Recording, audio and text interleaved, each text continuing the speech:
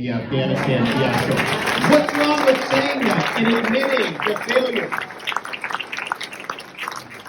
What's wrong with saying, this border, there have been too many people that have come across the southern border. And I'm going to go in there and change. I'm going to do something different. She can't bring herself to say she would have done anything different because the reality is those were her policies every bit as much as his policies.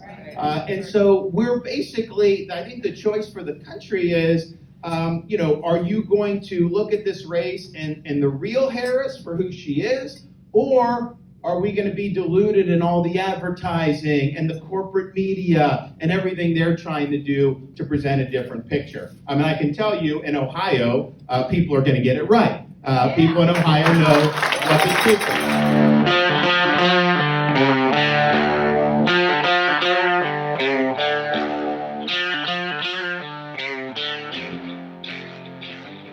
Hi, everyone. This is Lad Dilgard. Welcome to another episode of Stand and Speak. This is the Friday before the election. And the fact of the day is that 1.2 million people in Ohio roughly have voted early. 671,000 are Republican voters, 414,000 are Democrats, according to WOSU. The early in-person vote may still be as much as 2020. And in 2020, that number was 1.3 million people. And there also has been a significant amount of mail-in votes, mail-in ballots. Let's go over here to the dispatch that says that absentee ballots counted so far 858,265. So roughly Republicans are 50% higher right now in early voting in Ohio. That's probably a good sign for Republicans, but it doesn't mean that they won or are going to win. But it's a good sign for Republicans. Today we were at the Delaware Golf Club with Bernie Moreno and Ron DeSantis in a kind of a rah-rah session with a lot of local Delaware County leaders and statewide leaders. I'd like to say that that was one of the most power heavy rooms in Ohio that you could have without having Donald Trump or J.D. Vance in the room. And it was very good, very well organized.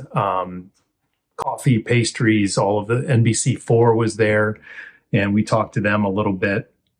Bernie Moreno, Ron DeSantis, Frank LaRose, Secretary of State Frank LaRose, Attorney General Dave Yost was there.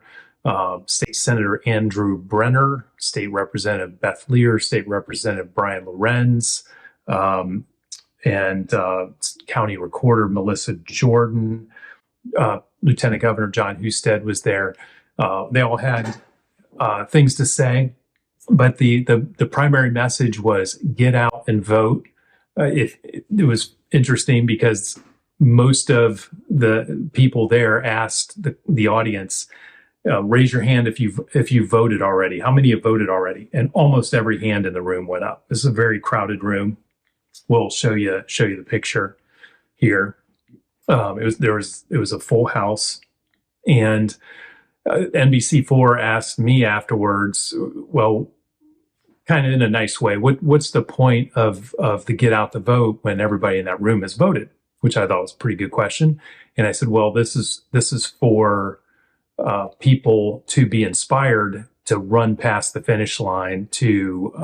Their football analogies were all over the place with Ohio State playing Penn State tomorrow, where if you get up by 2 touchdowns early in the game, you don't quit or go into the prevent defense. You run across, or you continue to push and score more touchdowns until the game's over.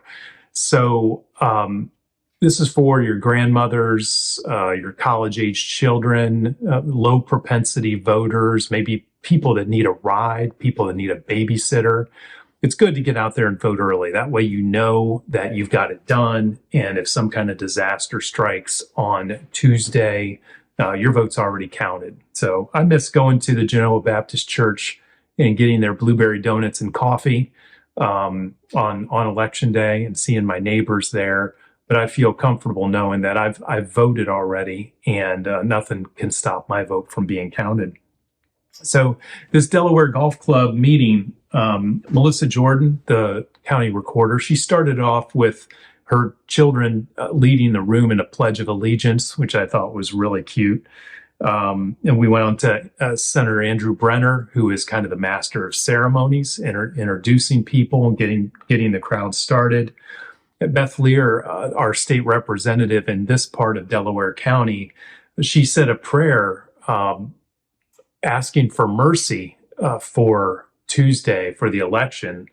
And I think that's well taken, because as a couple of the speakers said, if you think Joe Biden's been a bad president, wait till you have 4 years of Kamala Harris, because that's going to be really bad. We know that the Democrats have had unconstrained liberal push every time they get into office, whether that's Clinton, Obama, or Biden. They go hard left as fast as they can and hard as they can. And if they have control of Congress and the presidency, it's a disaster for the American public. It's inflation, open borders, higher crime, higher gas prices, you name it. The Democrats are bad for the economy. Today, we just got the jobs report. This is very appropriate here before the election. 12,000 jobs were created in the United States of America in October. That is putrid. This country of 350 million people and an economy, a GDP of, I think, $5 trillion, $6 trillion at this point, created 12,000 jobs. That's nothing. That means no jobs are being created. Now, they're going to blame a couple of hurricanes. They're going to blame the Boeing strike. But even taking those into account, the economy is choking. And as I've talked to people in industry, I've talked to people in the energy industry and the manufacturing industry in the last couple of months. People in companies are waiting to see the results of the election before they invest, before they hire, before they build, because the results are going to be significantly different if it's Kamala Harris or Donald Trump. With Harris, you're going to have a heavy regulatory burden, higher taxes, catastrophically higher taxes, and you're going to have, punishment for energy and everything we've had for the last 4 years. You're going to have more of it. And when Donald Trump gets into office, I think it's going to veer back to where it was in February of 2020, which is the best economy of my lifetime. Low unemployment, low inflation, higher wages. Between 2017 and 2021, real wages grew for the American working class by over 8%. 8% in the 4 years that Donald Trump was president. From 2021 until today, those real wages have grown less than 1%. And according to some analysts, the real wages have fallen between 2021 and 2023 mid-year. But now things are choking along for the worker in the United States. And this continues, the government spending and the choking regulatory apparatus. You're just going to have more of that. There was a study published in the Wall Street Journal last week that I've shared on X at laddilgard.com or at laddilgard on X, and that is if where working folks are, is down 4.5% than today from 2021 versus where they would have been if Trump would have stayed in office, according to the St. Louis Federal Reserve. This is not some Republican think tank or something like that. This is the St. Louis Federal Reserve that said that if we would have stayed on the same trajectory, workers in America would have been 4.5% better off, which means a heck of a lot. That means that you can afford groceries and a car. So anyways, I digress on economics because of the jobs report. But the message of today, the Delaware Golf Club, was have mercy, was get out the vote hard. Don't give up and don't stop trying until next Wednesday. And as Byron York said in the Washington Examiner today, very, very well, Republicans haven't won anything yet. The race is still tied. Harris is up 1%, Trump is up 1% in Pennsylvania, Wisconsin, Michigan. Trump is in better shape in North Carolina and Georgia, Nevada, and Arizona. But if Kamala Harris sweeps those Midwestern states, it's going to be very hard for Trump to win, assuming that Kamala Harris takes the one single vote in Omaha, Nebraska. That would give her the victory at 270 to 268. So Trump has to win Pennsylvania, Wisconsin, and Michigan to win. We hope that he wins all of them. We hope that he can flip New Hampshire or flip New Mexico where he's campaigning. Even Minnesota is now considered a swing state. That's crazy.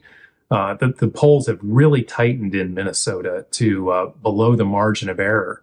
So best case scenario, Trump sweeps all of those, Midwest, the Sun Belt, New Hampshire, New Mexico, Minnesota, but nothing's guaranteed at all. So I know that there's a lot of Republicans saying that Kamala is toast, and she does have a sucky campaign, a really sucky campaign. Joe Biden has hit her at the knees many times with the garbage comments and so on. Bill Clinton has said that the Donald Trump economy is better. He accidentally said that the Trump economy was better, but that's no reason to vote for Trump again just because of that. So there's no guarantees. And if you know people in Michigan, Wisconsin, or Pennsylvania, call them. Make sure they voted. Make sure their cousins have voted. Make sure their college-age kids have voted. Because there's nothing won yet by Republicans. So Melanie Lenahan is a committee woman from Delaware County, and she gave an overview of issue 1 in Ohio, which is establishing a commission, unelected commission, not reportable to anybody, and not even reviewable by the United States Supreme Court, to draw legislative districts in Ohio. This is an excruciating measure that's funded by outside interest billionaires like Reid Hoffman and George Soros to flip Ohio from red to purple. And Dave Yost did an incredible job writing the ballot language for this that really appropriately showed what the implications of the measure is. It really ticked the left off, but he did it, and he did it well. So it's very important to vote no on issue 1. Melanie did a great job of giving an overview of that. And it is very important that Ohioans vote no on issue 1. Our Lieutenant Governor, John Husted, gave a very fiery presentation and gave the football analogies. And both he and Bernie Moreno talked about how small kids are repeating the Bernie Moreno commercial line of Sherrod Brown is just too liberal for Ohio. It was pretty funny. 6-year-olds, 7-year-olds are saying this. And then Dave Yost, our Attorney General, he's kicking off his governor campaign. I'm sure after the election, we talked to his one of his surrogates there. We talked to Mr. Yost himself. He talked about the SAFE Act which is the Save Adolescents from Experimentation Act, which went along with the Save Women's Sports Act.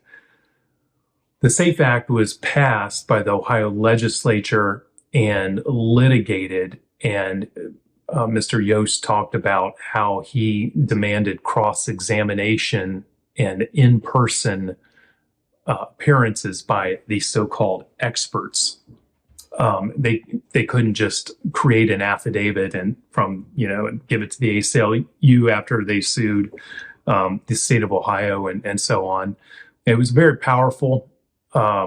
Very powerful speech. I think Mr. Yost has a better perspective on this than Mr. DeWine, who vetoed the act. It had to be overridden by the state legislature, which is, I know it really ticked Trump off, really ticked all of us Republican voters off.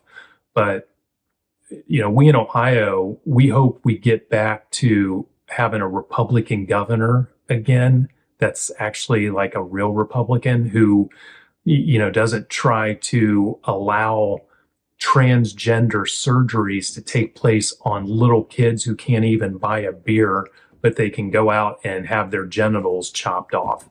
That's insanity. Mr. Yost is on the right side of this. Mr. DeWine was on the wrong side. So he had a great talk there, and we really appreciated that. Our Secretary of State, Frank LaRose, he spoke about election integrity and voter ID laws, and his discussions with Mr. Trump about keeping the vote clean in Ohio, keeping elections clean and safe here in Ohio. And Trump said, "You damn well better," or something like that, which was pretty funny. He also said that Bernie Moreno was a tough guy to go up against in the primaries, and he'll fight hard, and he appreciated having that competition. Brian Lorenz introduced the state representative in the other side of Delaware County here. Brian Lorenz gave an excellent speech introducing Mr. Moreno and Governor Desantis. And he said that his district had flipped from 15 or 20% red or Trump supporting to 0.2% won by Trump the last election. So he's in the middle of a tight race. I see his signs a lot in Lewis Center in Delaware. I'm driving around. And he's, we hope that, he stays, he wins. He's a good legislator and on the right side of things. And my favorite governor, Ron DeSantis, he was the headline act along with Bernie Moreno. He came and he had some great quotes. And my favorite, this was very important, is that he wants to send people to Washington, Republicans to Washington, who do what they say they're going to do. Mr. DeSantis said that in the last 20 years, if you look at every spending bill that's been passed, almost all of them passed with 100% Democratic support and then a sprinkling of Republican support. To me, that means Democrats are in charge and sometimes Republicans will go along just for the hell of it. Republicans are not driving spending decisions in Washington, and it ticks Mr. DeSantis off, it ticks me off. And that's why we're $35 trillion in debt. Mr. DeSantis said that Bernie Moreno will fight against that, and I hope he does. But it was really cool to see DeSantis say that. I don't hear that enough from Republicans. But, if Republicans get down there to Washington or Columbus or wherever, act like Republicans, fight the spending, fight the debt, fight the bloat. And when I hear about Elon Musk or Bill Ackman, Vivek Ramaswamy, these kind of folks getting involved in governance, I'm very encouraged by that we could be, as Kamala would say, we could be unburdened by the debt that has been. That would be nice. So Mr. DeSantis talked about his success in Florida, how Florida used to be very much a swing state. Democrats used to have dominance in voter registration. Now that's flipped on its head. There's 1.1 million more registered Republican voters in Florida. He talked about Kamala Harris whining in the press that Mr. DeSantis wasn't calling her back when he was in the middle of cleaning up after a hurricane. If you want execution on the ground as a leader, I don't think as a governor, you could do any better than Ron DeSantis. He really gets stuff done down there, and he was just great to listen to. He's got ties to Ohio. His wife is from Troy, Ohio, in the western part of the state, and I know he's got ties to Pennsylvania as well. I think his family is from western Pennsylvania, the Pittsburgh area. So hopefully he'll be at the Ohio State-Penn State game. Hopefully we'll see him campaigning in Pennsylvania this weekend. A lot of people now on to Bernie Moreno for the final act. But who are we as a nation? Are we a nation that's true to our founding principles? This idea that merit, hard work, perseverance, dreaming whatever dream you have, you can accomplish. And that you have a government that makes it easier for you to have a life, doesn't get in your way, doesn't intrude on what you do. Or are we a government that's going to be more recognizable in South America, where I came from?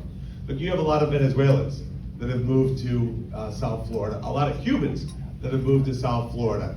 Miami, when I got there, was very Democrat, very Democrat area. I grew up around a lot of Democrats in South Florida. Every single one of those people today are Republicans. Every single one. You talk to Cuban Americans, you talk to Venezuelan Americans, you talk to Colombian Americans. We know, we've seen this movie. It's like somebody who goes to see Die Hard and go, does he live at the end? Like, we saw the 1, we saw 2, we saw 3. And yet there's Americans going, no, I think it ends differently. It doesn't end differently. You know, this is what this election is about. Can you imagine waking up 5 days from now and Kamala Harris is President of the United States? No! And I lose and Chuck Schumer is still the majority leader? Imagine that abject disaster. So you have 4 days to make it happen. And it used to be that Florida and Ohio were the consummate swing states. Like if you were running for president, you'd spend half your time in Florida, half your time in Ohio. That's no longer the case. Ohio and Florida are now solidly Republican states. But we have one difference from Florida. They have 2 solidly good Republican senators in Rick Scott and Marco Rubio. And we have 1 great Republican senator in J.D. Vance. And soon, maybe Vice President J.D. Vance, by the way. And with your help, you get to do something that nobody's been able to do so far in Ohio. You have the power to fire Sherrod Brown. And if you do that, if you fire Sherrod Brown, you know what I get to do? I get to fly to D.C. and fire Chuck Schumer. And Governor, you go to the Capitol, you were there as a congressman, you know the basement, like 4 levels deep, no water, no outside light. That's Chuck Schumer's new office as far as I'm concerned. We'll put him down there in the basement. Fire Sherrod Brown, then have Bernie go to Washington and fire Chuck Schumer. The crowd erupted. He's in the middle of a tough race.